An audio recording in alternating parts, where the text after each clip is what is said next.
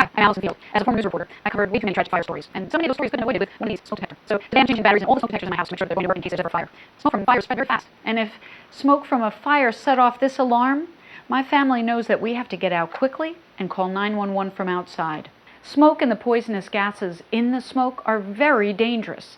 Most often, people are hurt by the smoke and the poisonous gases, not the flames. Do you know that if there is a fire, getting down low and moving out quickly under the smoke could save your life?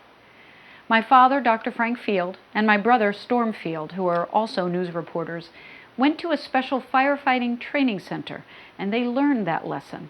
And they want you to know about the dangers of smoke and gas.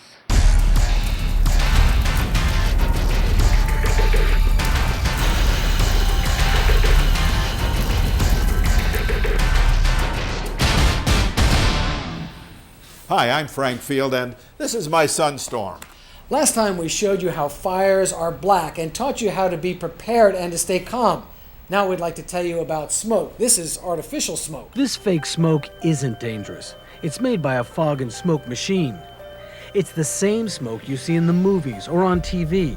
So many kids and grown-ups are fooled into thinking that smoke is really not harmful. But smoke in a real fire is dangerous. The kind of smoke you see pouring out of these windows, this is real smoke. It's full of dirt and poisonous gas and can make people sick. Now, we've all smelled smoke coming from a fire. Perhaps it's a bonfire on the outside, or from food on a stove, or even cigarette smoke. That doesn't seem dangerous, does it? But it can be. It all depends on what's burning and how much smoke there is.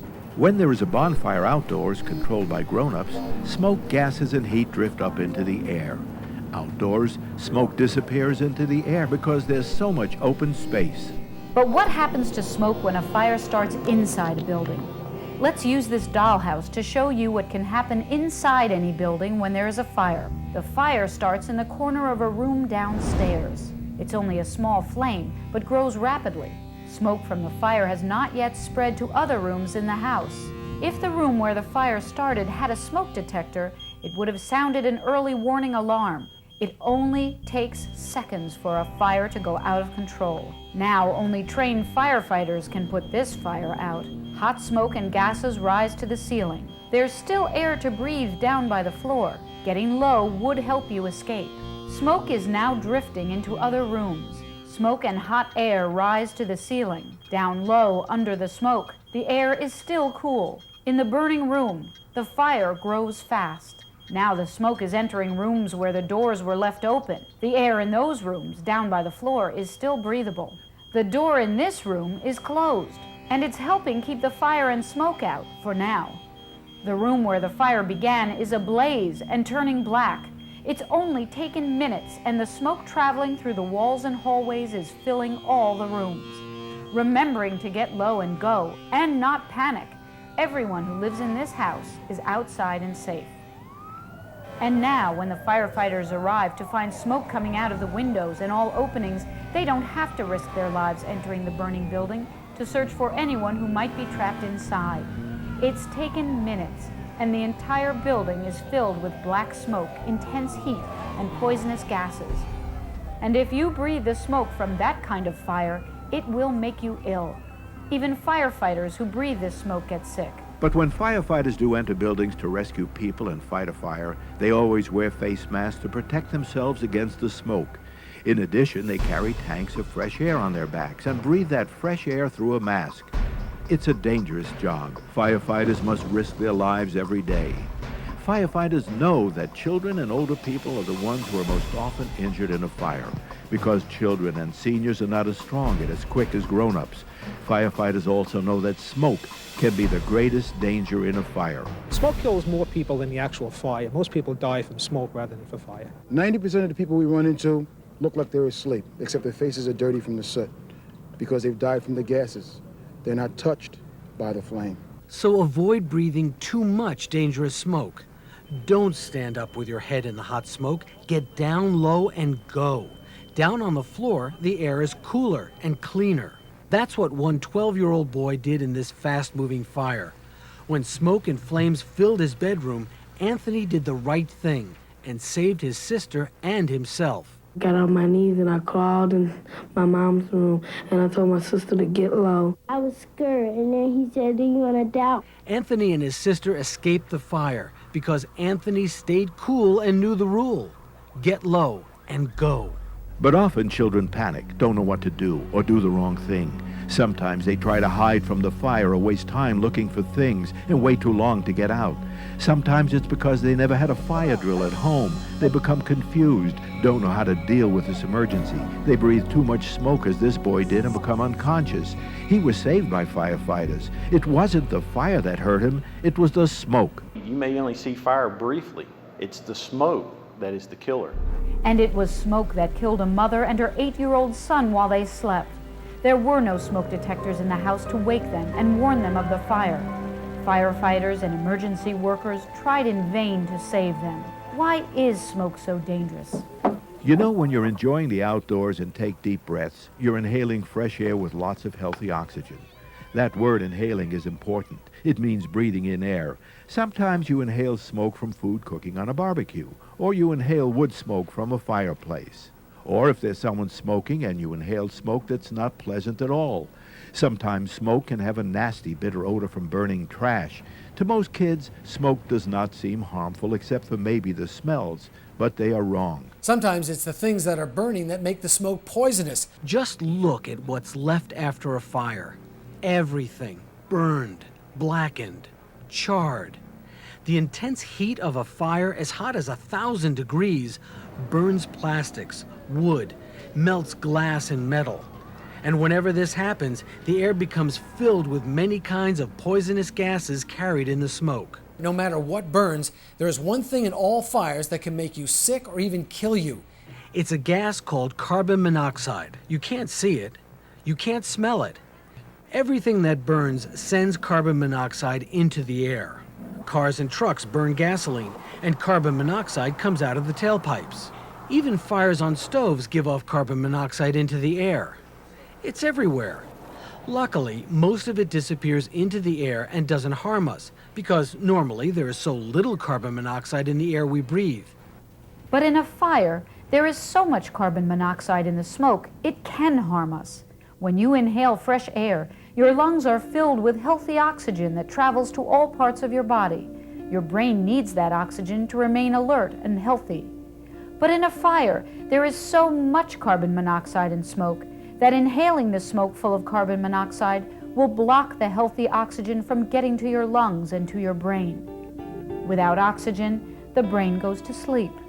People inhaling smoke full of carbon monoxide don't realize that they're falling into a deep, deep sleep. With no oxygen, the brain stops working.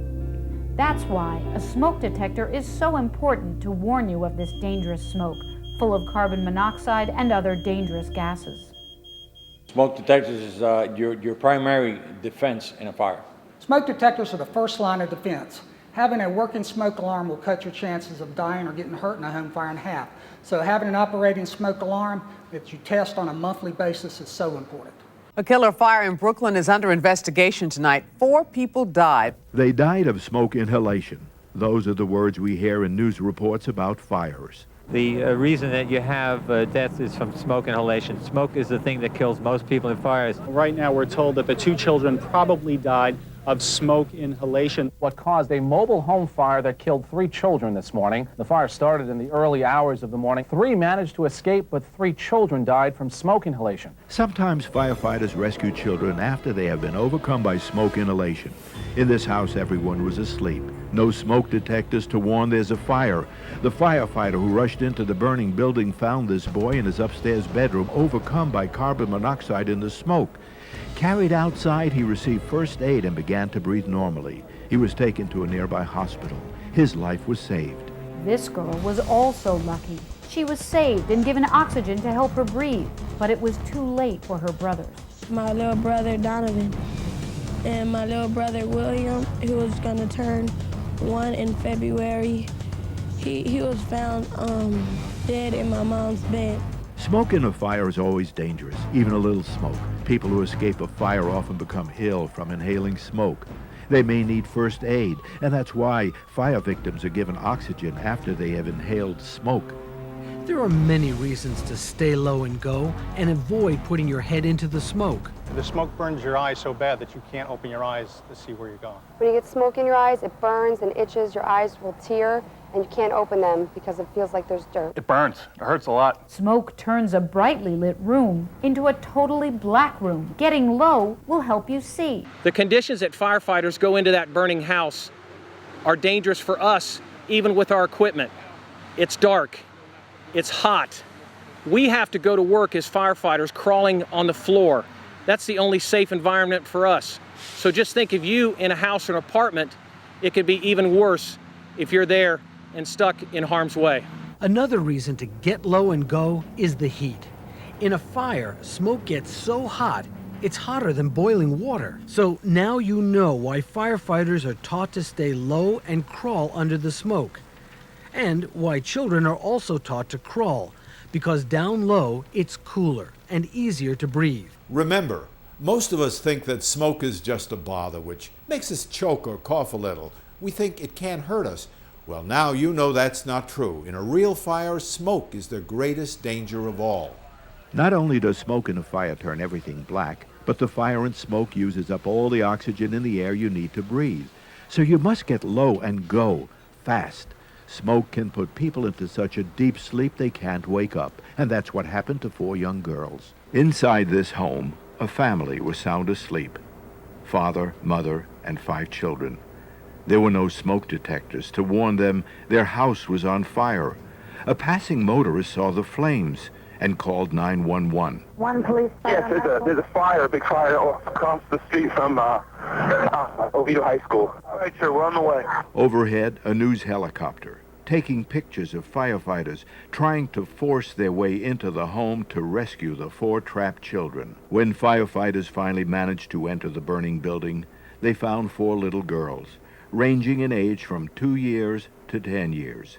The 4 children had been overcome by the smoke while they slept. Unfortunately, every victim, all 4 female children, passed away in the fire from smoke inhalation. The grown-ups, the mother and father, escaped alive, and so did this 5-year-old boy who tried to wake up his sisters, but he couldn't. I thought the house was on fire. He said he tried to wake his little sisters up, but he couldn't get them up, and he ran out the house. There were no smoke detectors in the house to warn the family and children of the fire. Every home should have smoke detectors, and you should test them regularly to make sure they work.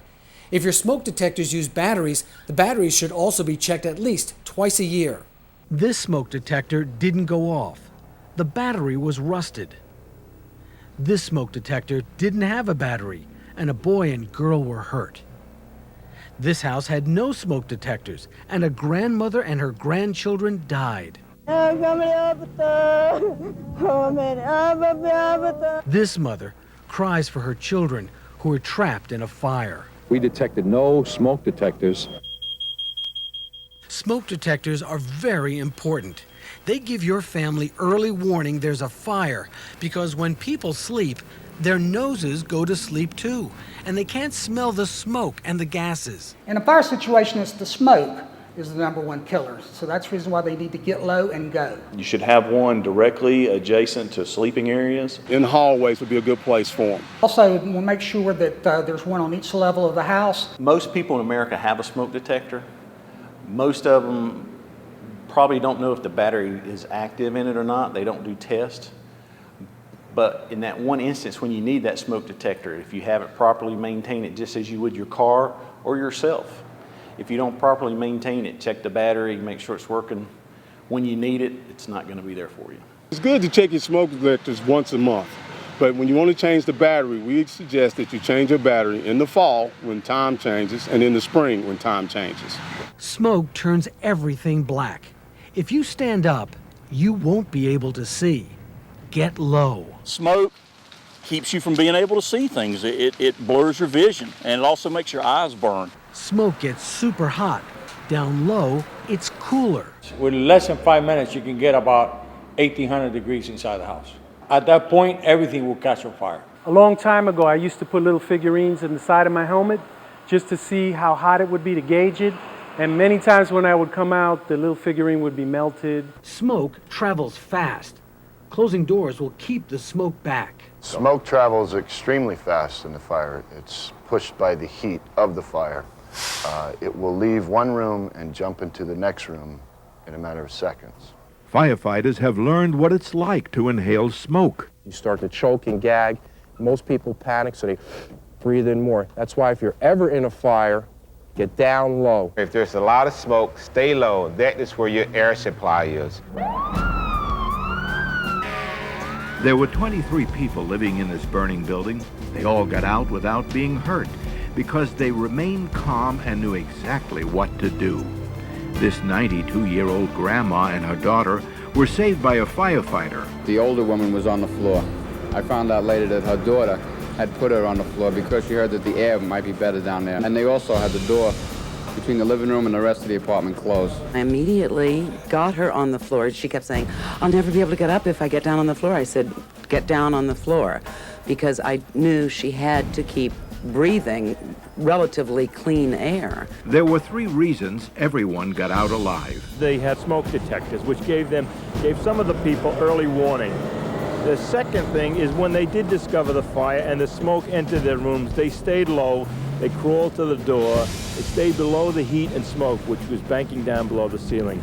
And the third thing is they followed the directions of the fire department. So when there is a fire, smoke is dangerous. Do as firefighters do. Get low. Avoid the smoke and heat. You always want to get down low because that's where the coolest air and the freshest air is going to be. Have an escape plan and fire drills at home. Know what to do immediately. If there's a great deal of smoke, crawl, just like these children are learning to do. And remember, that escape plan is so important to be practiced because mom, dad, and children, kids, all know this is how we're going to get out of our house, that this is where we're going to meet, so that when we get there and I step off the truck, the first thing mom and dad can tell me is, everyone's out okay, I've got everybody here with me, so now I can go and do the second part of my job, and that is to put the fire out. Even though we wear protective equipment and we're trained what to do in a fire, all of our gear can't protect us from the super hot air that a fire causes. Even we stay low, so please stay low. Stay calm, stay low, have an escape plan, and get out quickly. Yeah, we've had situations where people want to go back in and get personal belongings. I mean, I guess they take for granted that they can get burned, the poisonous gases that's still in the homes, even after the fires are out. So a lot of times they're just unaware of the fact that there are still gases in there that could kill them. But the biggest misconception that children have about fire is that they look for the red hot fire. And the thing that they need to be concerned about is also the smoke that can be very dangerous. In most instances, it's the smoke and the products that are in that smoke that are going to kill you. most people are afraid of fire, but they don't realize that it's the smoke and poisonous gases that pose the greatest danger. So if there is a fire, stay low, below the heat, the smoke, and the gases. Remember, smoke turns a room black, but if you get low, you'll be able to see better, to get out quickly. And don't forget to close the doors behind you so the smoke and fire won't spread. And please, check smoke detector batteries at least twice a year. Pick a certain holiday or a birthday or the first of the year as a reminder to make sure that you have a first line of defense against fire. I'm Allison Field. On behalf of my father, Dr. Frank Field, and my brother, Storm Field, thanks for watching.